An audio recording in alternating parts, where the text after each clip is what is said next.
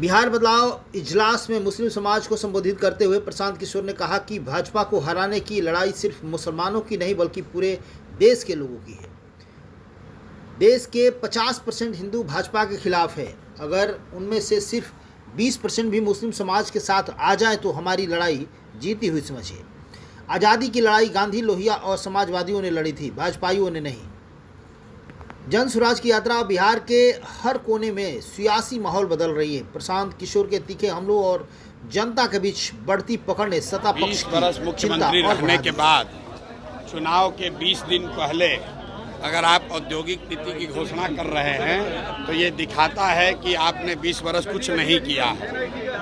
और ये दूसरी बात ये दिखाता है कि बिहार में जन स्वराज का इतना डर है कि अब मोदी जी भी आकर पलायन की बात कर रहे हैं, तेजस्वी यादव भी पलायन की बात कर रहे हैं। पहली बार बिहार में पलायन की चर्चा हो रही है कि बिहार में पलायन कैसे रोका जाएगा। तो मैं बिहार के लोगों को आपके माध्यम से यही बताना चाहता हूं कि ये वानगी है। आप देखो, जन स्वराज अभी जीता नहीं है। जन स्वराज के प्रयास से, आपके सिर्फ खड़ा हो जाने से 400 रुपया का पेंशन 20 बरस में जो 410 नहीं हुआ वो 1100 हो गया। आंगनवाड़ी आशा वर्कर का मानदेय डबल हो गया। रसोईया की सैलरी बढ़ गई। अगर बिहार के लोग खड़े होंगे, लोकतंत्र जिंदा होगा। तो अभी शुरुआत है, आगे आगे देखिए होता है क्या। छठ के बाद बिहार का कोई युवा मजबूरी में 10-12 हजार रुपए के रोजी रोजगार के लिए बिहार छोड़कर बाहर नहीं जाएगा।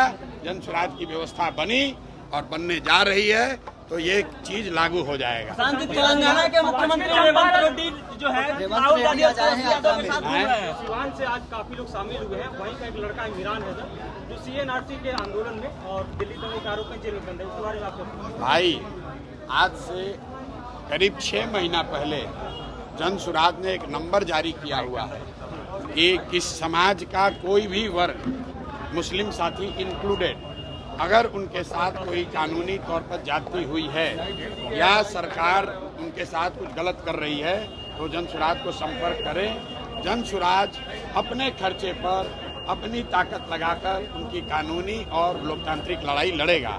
अगर जो बच्चे क्या बात कर रहे हैं उनको आप सूचित कर दीजिए, वो जन स्वराज से संपर्क करें, हम लोग उसकी लड़ाई लड़ेंगे।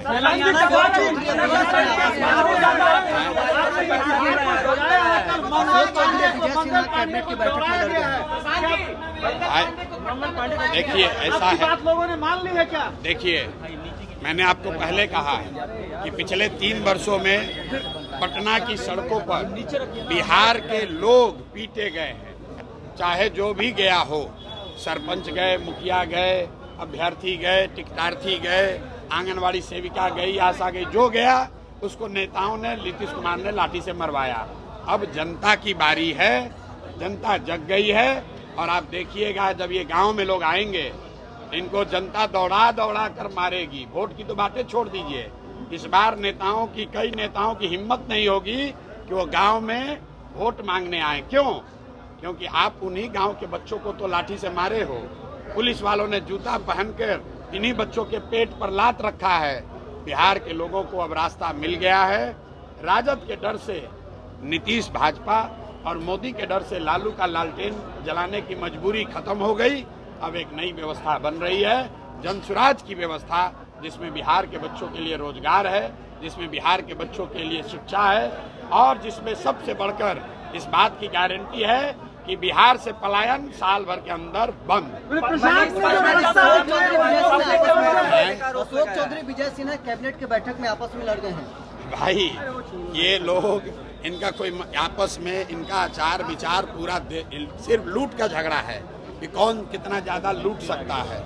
आप बताइए, अशोक चौधरी जैसा सर्वदलीय नेता जनता के पैसे से हेलीकॉप्टर से घूमकर अपने बेटी को साथ में लेकर अपना चुनावी प्रचार कर रहे हैं। कोई नहीं पूछ रहा है कि हेलीकॉप्टर का पैसा कौन दे रहा है। जरा अशोक चौधरी से पूछिए कि सरकारी योजना का शिलान्यास, उद्घाटन जो पहले से मुख्यमंत्री कर दिए, उसी का फिर से उद्घाटन करने हेलीकॉप्टर से जा रहे हैं। ये नेताओं का कोई वजूद नहीं है। जनता समझ चुकी है, इनका रास्ता खत्म पश्चिमी चंपारण में रिश्तेदार है।